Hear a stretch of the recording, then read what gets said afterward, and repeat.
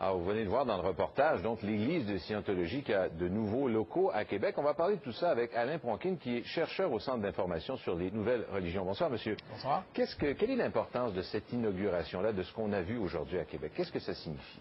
Ça signifie, pour l'Église de Scientologie, c'est bien vu parce qu'on dit, enfin, on agrandit les locaux. On a vraiment des locaux qui sont beaucoup plus grands, plus fonctionnels que ce qu'on avait avant. Parce que l'Église de Scientologie est déjà établie au Québec depuis plusieurs années. Elle est établie aussi à Québec et à Montréal. Là, on a vu c'est pas vraiment nouveau, sauf que là, on a des nouveaux locaux plus spacieux et plus spacieux, plus luxueux, puis qui sont faits là, suivant la technologie du 21e siècle. Et il va y en avoir des nouveaux à Montréal l'an prochain. Oui, on le dit dans le rapport. Est-ce que ça veut dire qu'ils sont en pleine expansion au Québec? Expansion, c'est toujours étant relatif. Il y a 350 scientologues à Québec environ. À Montréal, il y en a peut-être un peu plus. On parle de 2000 scientologues au Québec, peut-être jusqu'à un maximum de 10 000 si on considère les sympathisants. C'est un mouvement qui existe. On ne peut pas dire qu'il est vraiment en expansion, mais qui essaie de chercher de la visibilité, comme plusieurs mouvements. Dans le reportage, on entendait une porte-parole dire, bon, on est ouvert, vous pouvez venir dans le local, oui. Si vous avez des questions, vous allez trouver des réponses et tout ça. Ça semble être des gens quand même très ouverts, mais il y avait des opposants aussi qui manifestaient. Oui. On a des choses, certaines personnes ont des choses à leur reprocher. Oui, ça c'est le groupe Anonymous, qui sont des opposants. Souvent, dans le groupe Anonymous, c'est des gens qui ont fait partie de la Scientologie et qui ont dit, écoute, je me suis fait...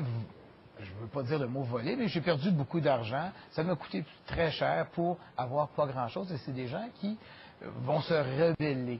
On a un exemple tapant au début de l'année. Il y avait M. Majorski aux États-Unis qui est allé dans le centre des célébrités. On a toutes les vedettes américaines avec 2 couteaux et qui voulait les tuer et qui s'est fait tirer par les gardes du corps de la Scientologie devant les locaux. Il n'y a pas eu d'accusation criminelle parce que le gars avait des sabres. Et c'était quelqu'un qui avait perdu ou qui disait avoir perdu beaucoup d'argent avec la Scientologie. Il y a des vedettes qui sont associées à ce mouvement-là. On a vu récemment John Travolta piloter son avion jusqu'à Haïti pour donner des denrées aux sinistrés, tout ça. Et il y avait des caméras, c'était très visible. Il y avait des gens aussi de l'Église de Scientologie. Je pense qu'ils avaient des dossards jaunes, des chandails jaunes, quelque chose comme ça, très voyant. Donc c'est une opération qu'on voulait vraiment médiatiser. Pourquoi ils s'impliquent dans des choses comme ça? Il y a la plupart des églises vont s'impliquer dans des mouvements caritatifs. Et juste lorsqu'il y a eu les événements du 11 septembre dernier, la Scientologie était présente avec des chandails jaunes aussi. Ouais. Quand il y a eu Katrina, la même chose. Dès qu'il y a un cataclysme naturel important, on se présente là avec les chandails jaunes. On essaie de créer de la visibilité. Parce qu'on s'entend, dans la Scientologie, souvent, les gens, il faut qu'ils soient quand même bien fortunés pour payer les différents équipements. Il faut de l'argent. En Haïti, il n'y a pas d'argent en ce moment, mais il y a une cause humanitaire. John Travolta est allé avec des médecins. Fait qu'au moins, il y a des médecins qui sont allés là. Il y a 50 médecins. Est-ce qu'ils sont scientologues ou non, je ne le sais pas. Mais il y a des médecins. Parce que la Scientologie et pour la médecine, c'est avec la psychiatrie qui sont en c'est là où il y a des critiques sévères. Et le fait d'avoir des gens comme Travolta à la tête de je dis à la tête. Il n'est pas à la tête. Pas à la tête, mais haut placé ou bien vu dans le mouvement. C'est important pour eux, ça?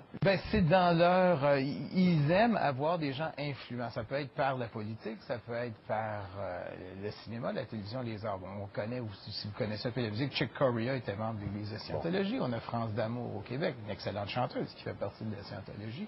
Donc, on essaie d'aller chercher ces vedettes-là. Mais ils ont déjà eu des ennuis avec la justice. Récemment, en France, il y a eu une condamnation importante. Oui. De mémoire, c'est environ 1 million de dollars pour banditisme. C'est une association qui a été reconnue comme banditisme. Je pense que c'est allé en appel depuis ce temps-là. Le jugement est arrivé, ça fait quelques mois. Et au Canada, on a eu des causes aussi. La cause de Hill, un jugement de la Cour suprême il y a une dizaine d'années où ils ont été condamnés environ à 800 000 $ à payer en dommages-intérêts à un procureur de la Couronne contre lequel il y avait eu de la libelle diffamatoire contre ce procureur de la Couronne-là en Ontario dans une affaire criminelle. Très intéressant tout ça, M. Pronkin. Merci beaucoup de nous avoir visités. Au revoir.